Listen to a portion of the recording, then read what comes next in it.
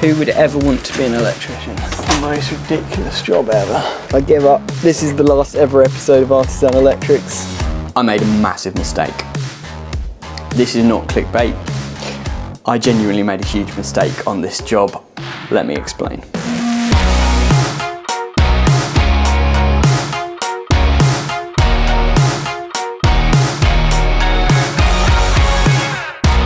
So we did this beautiful bespoke bathroom installation about a year ago. 6 to 9 months before that, we did the bedroom, we put all recessed downlights in, and the customer wanted smart lighting. Lutron is quite expensive, so I suggested an alternative, Aurora A1. Customer said, sounds good, let's do it. But there's a problem. The Aurora A1 system has proven to be complete rubbish. It just doesn't work well at all. It pairs intermittently and then disappears. In general, it's just been a bit of a nightmare. We've decided, for the sake of our customer, to scrap the A1 system altogether and go with Lutron, which is probably what we should have done right from the start. Lutron RA2 Select system is fantastic. We've installed those systems in massive houses and we've found that it works absolutely seamlessly, unlike the Aurora system, unfortunately. So today we're here working for free to rip out the old Aurora A1 controllers and replace them with Lutron dimmers and switches so that they can finally have the perfect lighting system that they were hoping for all along. This is a mistake on my part because I basically spec'd a product that I hadn't really worked with before. As always at Artisan, when we do make mistakes, we try and fix them, and that's what we're here to doing today. Let me know in the comments if you've ever experienced any problems with Aurora A1 yourself, or if you spec'd them before yourself, or if you're a fan of Lutron. If you do appreciate videos like this, make sure you like and subscribe, and let's get into it. The A1 system is a bit funny. So these are the kinetic switches. So they're a little bit like the TLC ones the Kinetic ones that we get. Just press that and the lights go off, and it has actually worked. We've programmed that to basically turn that whole zone of lighting off. So that'll let our lamps cool down a little bit. Up here, somewhere above these lights, we've got two controllers, I believe. One that does these bespoke LED strips and another one that does these lights here. So we're gonna just take these down. I think, if I remember correctly, it's above that one, so we'll take that one down first. So this ceiling is a nightmare because it is the old lath and plaster ceilings, but I've managed to get this downlight out. Hopefully up here we have our driver for our downlights. By the way, Corey did this, not me, just so you know. So we've got basically permanent, live and neutral coming into here, and then this is switching this, which feeds this downlight, and then it feeds this whole row of downlights there. Then this one feeds the LED strips in here. So we've got two that we can change straight away. What we'll do though first is we'll get the Lutron hub all set up, because that is what will communicate with each of these devices, and then will enable us to add them onto the Lutron app. But I just wanted to show you kind of what this looks like first. Once we've got the hub set up, then me and Lee are gonna just crack on and go around and just swap them all out. And we'll explain the difference, because there are dimmers and there are switches, and then there are pico switches and there are sensors. So we need to pair them all up in the right places to make sure that they all work correctly. Right, so while Jordan's just taking down and locating where the modules are in the ceiling, I'm just going to download the Lutron app ready, so if I'm back here tomorrow on my own, I can carry on changing and pairing them as we go. So let's go on the App Store and get this downloaded.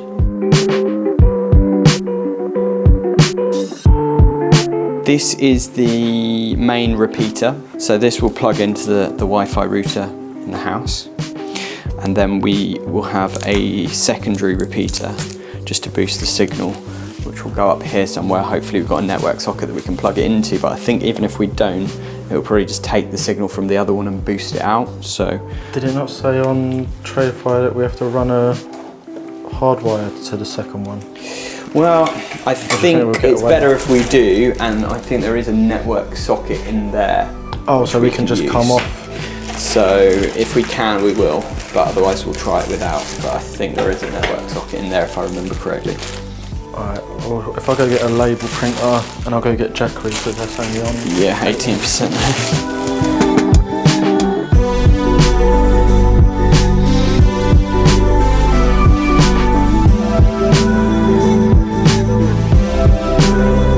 So now that we've plugged that into the router, we're going to press I have connected hub to router. We've plugged in the power. Now we should click start discovering. Click OK. Tap the button on the main repeater. So if you want to just run down and do that. I like systems that are intuitive, and what I've found with Lutron, here we go, it's connecting. As soon as Lee pressed it, it's connecting. So you've got all sorts of different devices.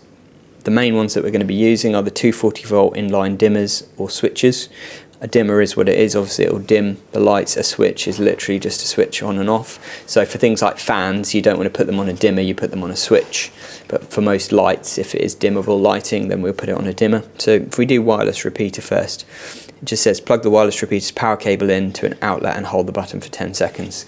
So it looks like it doesn't actually need a Wi-Fi connection, which is great. What we want to do as well is keep the boxes for these, because they've got the stickers for the Apple HomeKit on. Okay. And we want the customer to be able to add all of the devices on Apple HomeKit. The Aura system only worked with Google, but this works with Apple HomeKit. So if we put this somewhere central up here, it should boost the signal from the main repeater and just give us a good signal throughout this floor. So we'll try and find somewhere we can plug it in and hide it up here. Yeah, there's a socket there, but obviously that's a bit too visible. There's another socket there. There's no way. So we'll just plug it into here. We'll press the pair button on there. Syncing rooms. So did we have to go to wireless repeater? Yeah. If you just click I'm done. Then we've got 3 up in the loft. And I think first things first, really, we need to isolate the power up to this. This is where I open the door and it smashes the side of my van. Oh, I forgot how heavy that door was. For those of our eagle-eyed viewers who watch every video that we make, you might remember this property from another video that we did, nothing to do with lighting. Let me know in the comments if you can remember. Make sure you watch to the end, because I'll show you something really interesting about this property at the end of this video. Here we've got extension ensuite niche lights.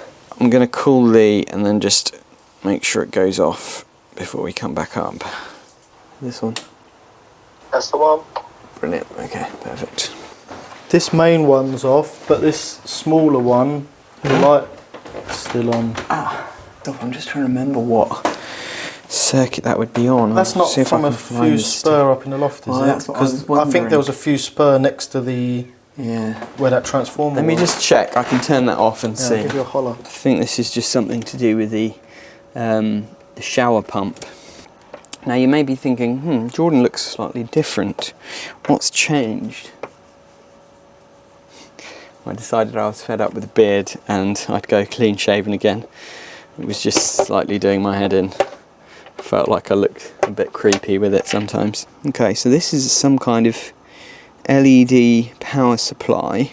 It's quite possible that this is nothing to do with us, but if we look, so that's the power feed in, then it goes out, and then it looks like there's a switch line and neutral that come back. We can turn this off and just see what it does. Lee?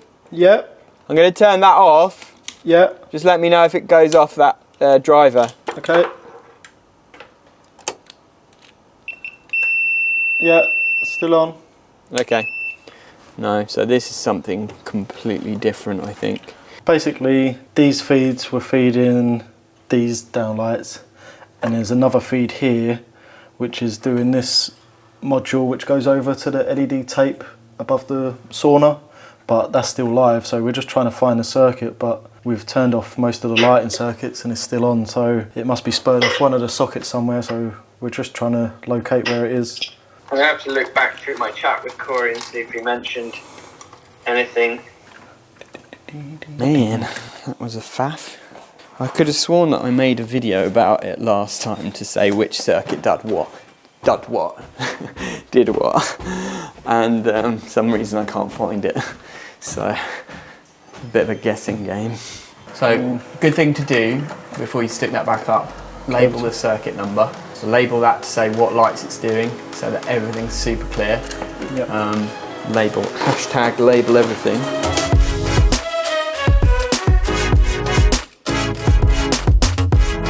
might be, actually they might be above this.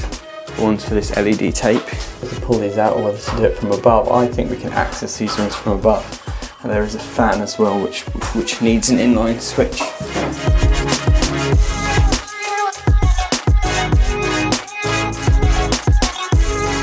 Ah, here we go. Yes, got it. Brilliant. Okay, so there's one there.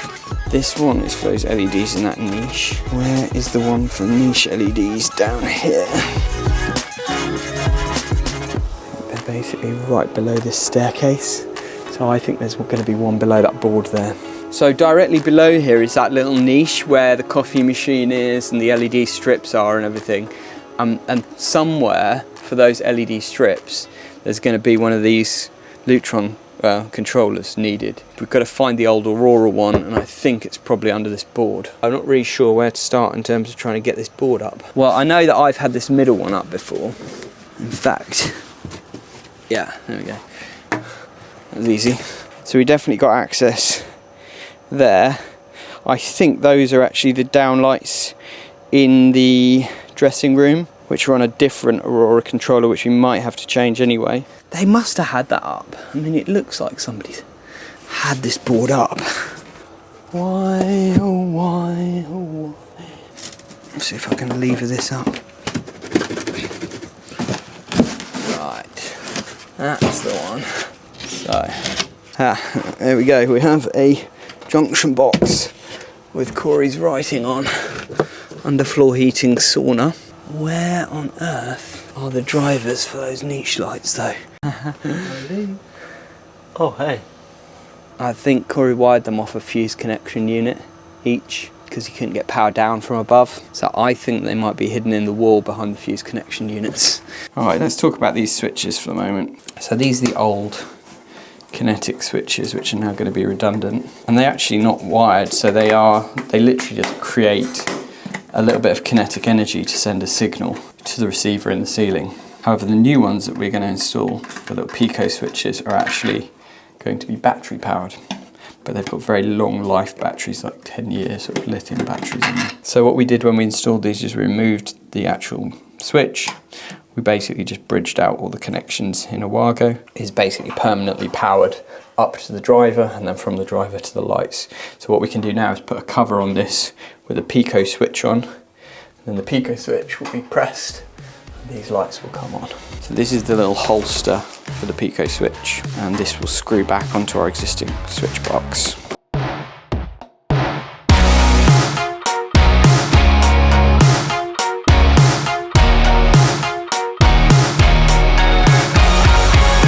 Seems like a classic little crossed leg situation, right? Oh, I don't think I've crossed my legs since like year 6 assembly.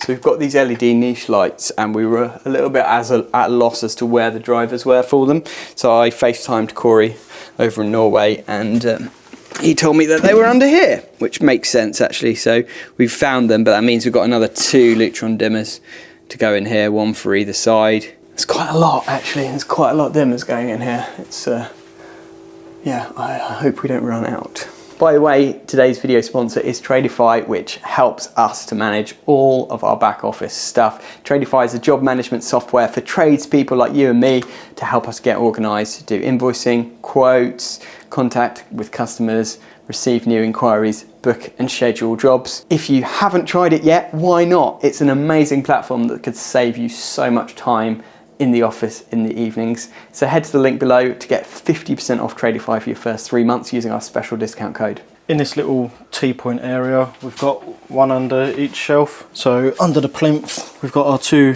Lutron modules that I've wired up. I've connected that side up and added it onto the iPad. So if I show you this side, so you can see it's got power to it. If we go over to the iPad and we'll come on here, add another device, inline dimmer, and it's already recognised it, so we can click flash and it will start to flash. So if you've got a few different modules it's picking up, you can find what one you're going to be pairing. So if we go look over at it, see it flashing. Okay, so we know that's the correct one we want to add. So if we come back to here, we can click add bathroom, And you can see I've put under shelf, T-point, left hand side bathroom. So we're going to do the same but for the right hand side.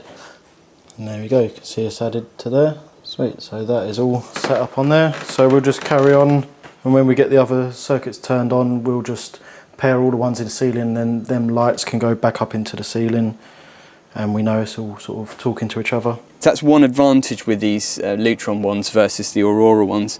With the Aurora ones, Corey screwed in these cable tie bases, and he had to basically cable tie them in place, which, you know, it's a neat way of doing it, but it's not ideal. These ones have got a couple of screws top and bottom, so you can screw them back and fix them firmly in place, which is really nice. I've got 3 more to change up here, so we'll do those, and then we'll just power everything up and pair them all in one go. Yeah, I think this is what you need to be careful of, actually, is you don't want to add another bathroom. You want to basically have one bathroom, and then in that bathroom you want to have all the different lights. Under shelf T-point, and if we click that, then we click next. Yeah, see, then you can choose. So you would say like T-point and then ceiling lights, then T-point cove lights. That's okay. These under shelf ones. So this is sauna area, I'd say. Right, so now we've got to crawl through a very tight space in the loft, because we've got 2 or 3 more dimmers and 1 inline switch to connect up there, and then that's this whole bathroom area done. And then we're just going to configure all the names and things, make it all kind of neat and pretty on the app, and maybe if we've got enough parts left we can move through to another room. Why do they have to put pipes in stupidly awkward places? Right, so as you can see, this was how we did them before. Corey, with his OCD and everything, he put these sticky tabs and then he like cable tied them around, but they've fallen off because the sticky tabs have fallen off. This is for the shower niche, so this is the LED strips that go in the niche around the shower. So we'll replace that with a Lutron dimmer. Connect this fan back up because the duct has just pulled out. And then the fan itself is currently on one of these, which is basically just a relay or an inline switch. So we're going to actually swap that for a Lutron inline switch, which means that we can just turn the fan on and off remotely with the Lutron system, but it won't be dimmed, so you won't have any issues with voltage on the fan. It will just be on or off.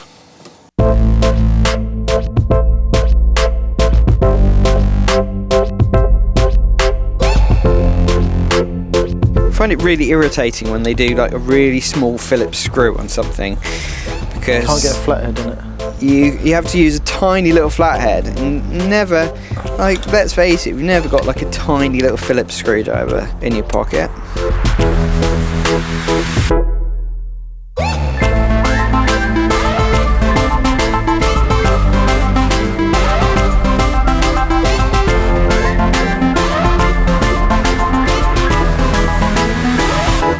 Then we get our little cord grip, which the only thing I really hate about these is the fact that they've got tiny little Phillips screws, and the same with a little cover, tiny little Phillips screw.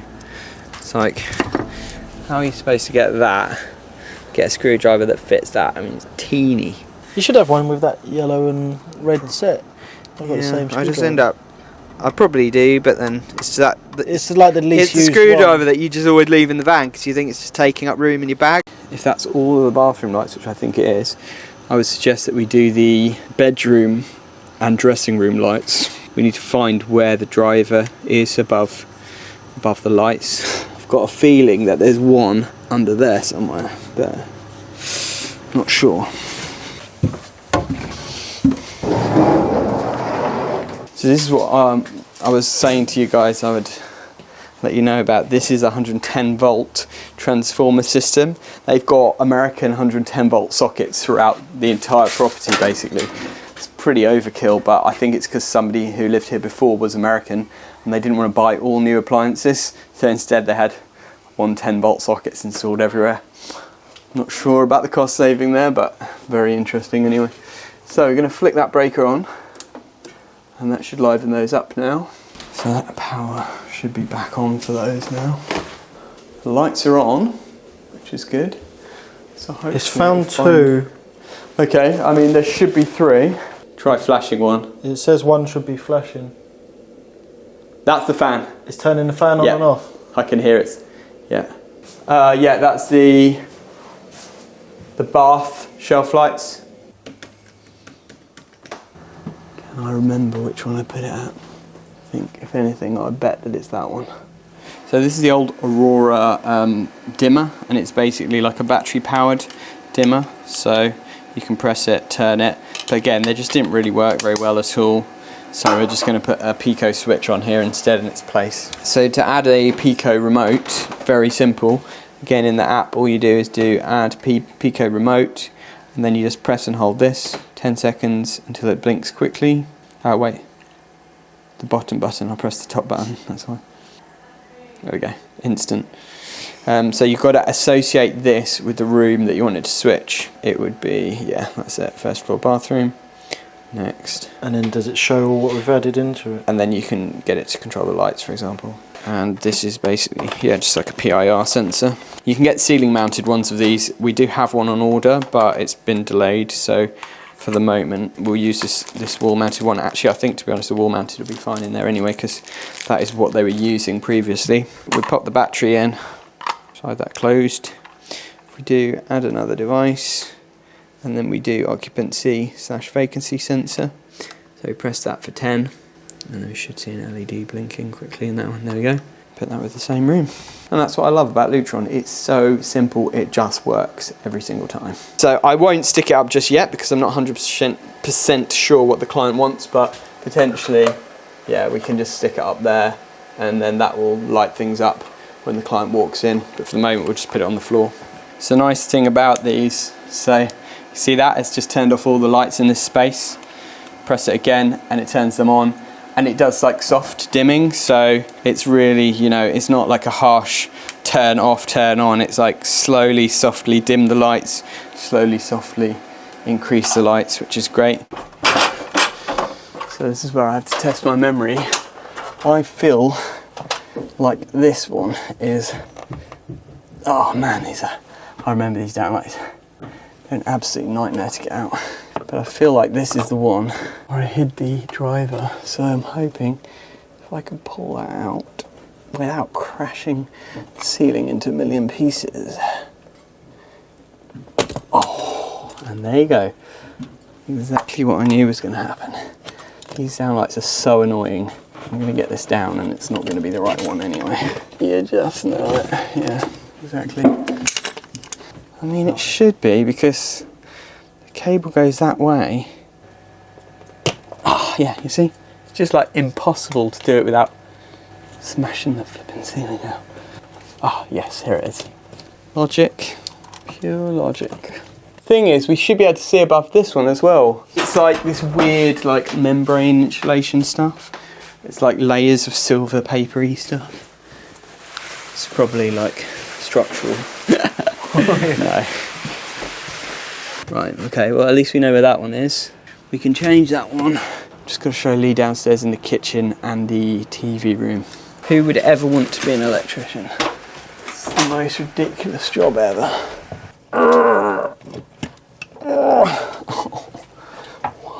Why? It's because it's lath and plaster behind plasterboard. These like little downlight clip things are rubbish, and they get stuck on a lath and they sort of bend up in the wrong way. You can never get them back properly. I don't usually get angry very easily, but can you sense that? Oh, there, see, that's not going to go. There we go. So this is the last one. We've used up all the inline dimmers that we had ordered. Fortunately, people have got stock now, which is good, because it has been a nightmare to get hold of these, but it seems like stock is starting to trickle in again from Lutron, which is nice. So I'm just doing this last one for the bedroom, which means that the customer's bedroom lights will all be working on the Lutron system tonight, and then I'm just gonna do a little bit of prep for Lee for tomorrow, so that he knows exactly what he's doing. He's coming back to finish off tomorrow, and we should be kind of good to go, really. I'm not designed to be on the tools anymore, guys. I'm sorry. I give up. This is the last ever episode of Artisan Electrics. I've had it. I'm not cut out for this anymore. I was just made to live on a beach, sipping margaritas. Physical work is not for me anymore, because every time I do it, I end up in a stupid loft or crawling in some tiny little cupboard or working till 10:30 at night. It's not normal. I'm sure normal electricians don't do this. It's just me.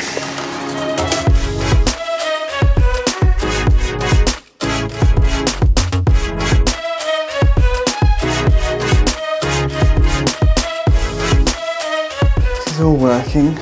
That will turn everything off. This one will turn these off. So we're all good there. So all we've got to do now, oop, I love it, it's so good. So seamless, so satisfying. So all we've got to do now is put those downlights back up in the dressing room just temporarily so that it doesn't look hideous overnight. Then tomorrow Lee can just take them down, change those 2 dimmers there. Then he's got 2 to do in the TV room, 4 to do in the kitchen, so that's 8 in total. We've ordered 10, so we've got a couple of spares if needed for anything that we've forgotten about. Yeah, I think we're nearly good.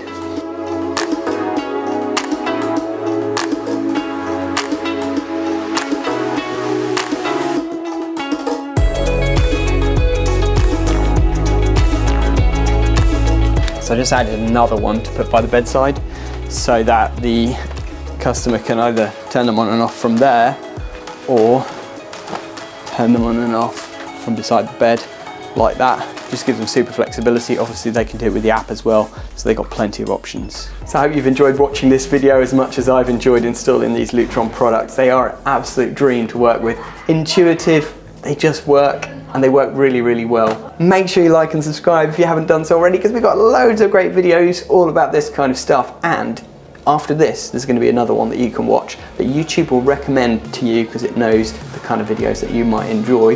So why not grab a cup of tea and watch another one? But either way, we thank you for watching this video and joining us today, and we'll see you on the next one.